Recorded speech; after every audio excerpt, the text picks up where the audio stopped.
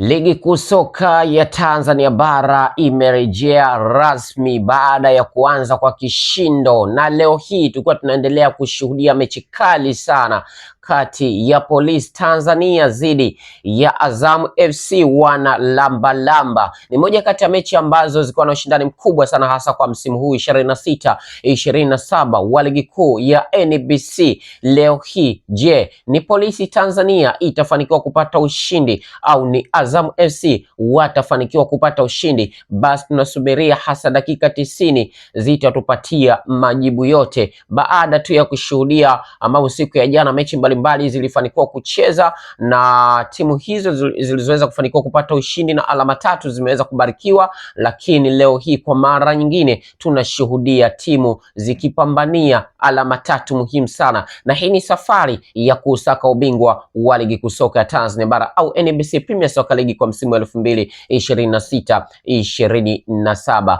Na moja kwa moja mechi hii ambapo tukutazama kwa upande wa Police Tanzania, ni miongoni mwa timu ambazo zinafanya vizuri. Leo hii wanacheza dhidi ya Azam FC. Je, Police Tanzania itafanikiwa kupata ushindi na kuweza kuvuna alama 3 muhimu sana, au watapoteza au watasare? Basi tunasubiria dakika 90, ni majibu yote tutayapata. Na kwa upande wa Azam FC leo hii wakiwa wapo ugenini wameanzia, je, watafanikiwa kupata ushindi wao wa kwanza kabisa kwenye ligi kuu soka ya Tanzania bara mara baada tu ya msimu kuanza, na hii ni mechi ya kwanza? Basi tunasubiria dakika 90 kama watapata ushindi au watasare au watapoteza. Yote yatakuwa ni matokeo ya mpira wa miguu. Kikubwa endelea kwa nasi kwa mengi zaidi, usahau kusubscribe YouTube channel yetu pendwa kabisa, na hii ni mechi kati ya Police Tanzania dhidi ya Azam FC.